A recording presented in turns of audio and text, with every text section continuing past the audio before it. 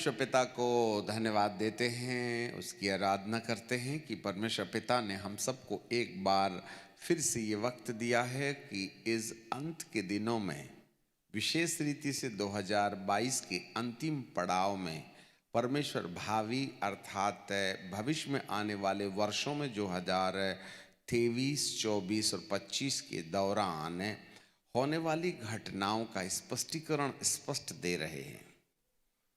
अब वो समय नहीं रह गया कि हम क्रिसमस की बधाइयाँ लोगों को दें, पर क्रिसमस की बधाइयों के स्थान पर अंत के दिनों की चेतावनियाँ देना हमारी ज़रूरत होती है।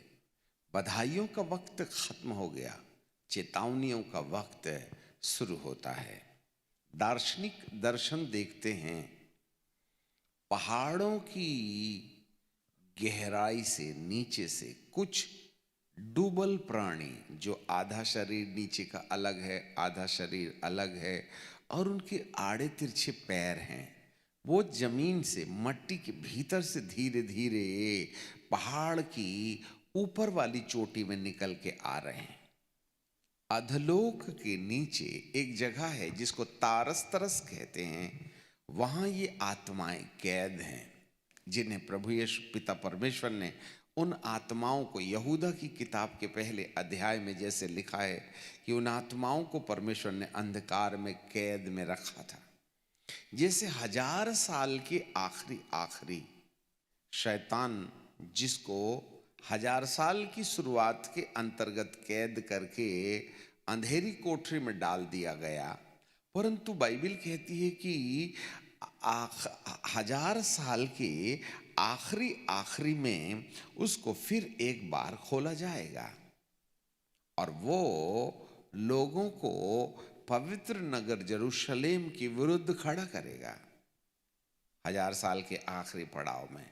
तब याजूज माजूज जो लोग बचे रहेंगे, इस शैतान को अर्थात इबलीस को और जितने याजूज माजूज लोग पवित्र नगर यरूशलेम के विरुद्ध खड़े होंगे, उनको कभी न बुझने वाली आग में डाल दिया जाएगा। ये होगा 1000 साल के अंतिम पड़ाव में। बिल्कुल इसी पैटर्न में प्री ट्रिबुलेशन के अंतर्गत अंधकार में कैद आत्माएं यीशु के आगमन के पहले इस धरती पर तबाही मचाने के लिए उन्हें छोड़ा जाएगा और वे पृथ्वी के नीचे से, कुछ आत्माएं पहाड़ों के नीचे से निकल के आ रही हैं, कुछ आत्माएं समुद्र के अंदर से आ रही हैं और ये आत्माएं बाहर आकर के इस पृथ्वी पर महाप्रलय लाने का प्लान कर रहे हैं। अब आप कहेंगे, क्या परमेश्वर इसकी रोकथाम नहीं कर सकता? शायद हम कह सकते हैं यह परमेश्वर की ओर से ही अनुमति प्राप्त होने के बाद अंधकार से बाहर आ रही हैं।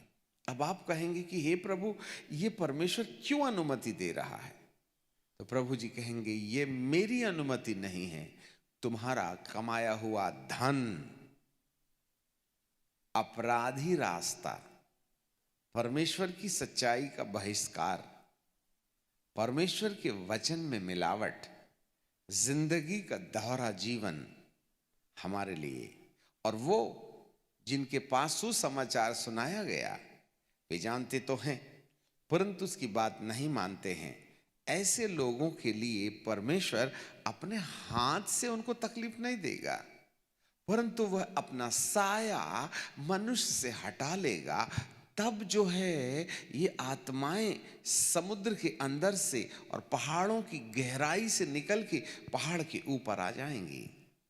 और ये दार्शनिक ऐसा कहता है, उत्तर दक्षिण, यदि हम भारत के लिए देखें तो दिल्ली से लेकर के मध्य प्रदेश से होते हुए हम तमिलनाडु, आंध्र प्रदेश, इन तमाम इलाकों में इन दुष्ट आत्माओं के प्रभाव को देख सकते हैं जी।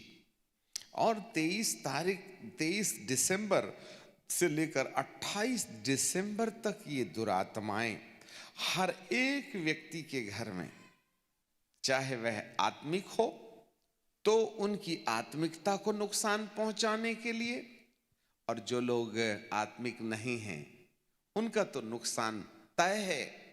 ऐसी दुष्ट आत्माएं उनके घर में आकर बखेड़ा खड़ा करेंगे। हमें नहीं मालूम किस तरीके का रवैया परिवार में अपनाया जाएगा, फिनेंशियली, मेंटली, फिजिकली, सिकनेस नहीं मालूम हमें, परंतु एनी हाउ ये अंधकार की सत्ताएं इन तारीखों के बीच में महाप्रलय लेकर के आएंगी। ये परमेश्वर की ओर से परमिटेबल है। दर्शन के दूसरे हिस्से में या दूसरे दर्शन में यदि हम चले जाएं तो दार्शनिक प्रार्थना करते करते देह त्याग करके तीसरे आसमान में पहुंच जाता है और वहां प्रभु के चेहरे को देख करके कि वो रो रहे हैं और पृथ्वी को बड़े स्नेह से देख रहे हैं। उनके हृदय टूटे हुए हैं। जो होने वाला है उसका उनको खेद है, उसके लिए वो रो रहे हैं।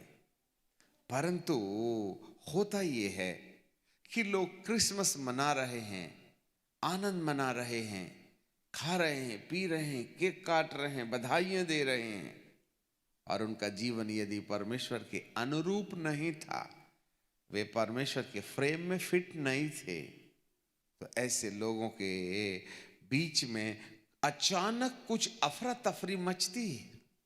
हमें नहीं मालूम ये किस कारण से होगी, परंतु इस अफरा तफरी में भगदड़ मच जाती है और एक बड़ा सन्नाटा छा जाता है।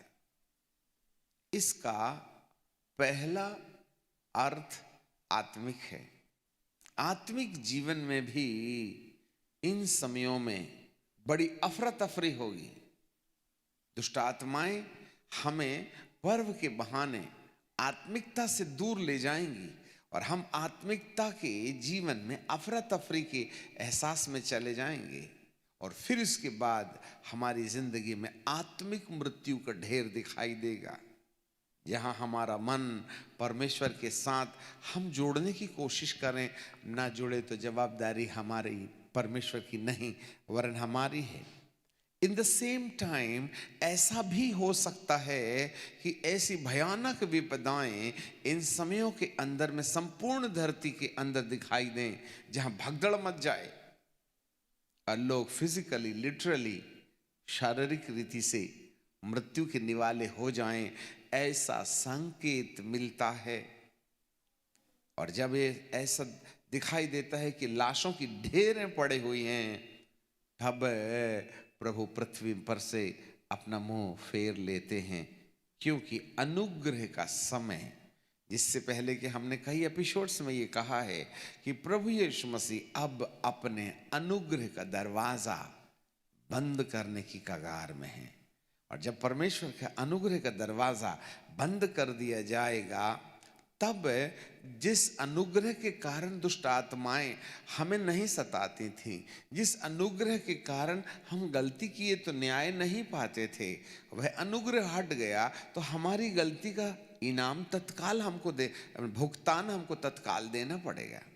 जैसा मूसा के जमाने में कोई व्यभिचार में पकड़ा जाए तो लोग उसको पत्थर मार मार करके रोड में दफन कर देते। No forgiveness. कुछ इसी तरीके से अब जो प्रभु के साथ सही सही चले तो परमेश्वर के पक्ष आपके पीछे होंगे। यदि हमने परमेश्वर के पक्ष रहित काम किए, अर्थात परमेश्वर के वचन के विरुद्ध यदि हमारे जीवन में कुछ गलतियां दिखाई देती हैं, तो परमेश्वर हमको हमारे किए की सजा के भुगतान के लिए छोड़ देगा। वो अनुग्रह हटा लिया तो अब माफी नहीं है, अर्थात भुगतान दीजिएगा। गलती करो सजा पाओ, गलती करो सजा पाओ, क्योंकि ग्रेस या अनुग्रह, आप इसे माने या न माने, परंतु अब आप देख रहे हैं लोगों को भुगतान देना पड़ रहा है। पिता परमेश्वर हमारे मन की आंखों को खोले। इससे पहले कि 2023 प्रारंभ हो, इससे पहले कि दुरात्माएं उत्तर से दक्षिण पहाड़ों के नीचे से निकल करके बाहर आए, मेरे प्रियो, हमें सावधानी बरत लेनी चाहिए और अपना संबंध परमेश्वर के साथ ठीक कर लेना चाहिए। अब ढिठाई का वक्त खत्म हो गया। जिसके कान हो सुन ले आत्मा कलीसिया से क्या कहती है। सनातन काल के विराट परमेश्वर, हम आपको धन्यवाद देते हैं, आपकी आराधना करते हैं, आपकी स्तुति और तारीफ करते हैं। पिता, आप हमें कुछ कह रहे हैं, स्वामी आपकी दया हम पर होने पाए कि हम सुरक्षित उस 7 तंबुओं में जिसमें आग भरी पड़ी है, हम अपना परिचय खोकर आग के द्वारा निर्धारित सुरक्षित चेहरा या जीवन पालें जहां हमारी रक्षा हो सकती है। प्यारे पिता, हम पर होने देना कि हम आपकी सलाह माने और आपके वचनानुसार अपने आप को तैयार कर सकें।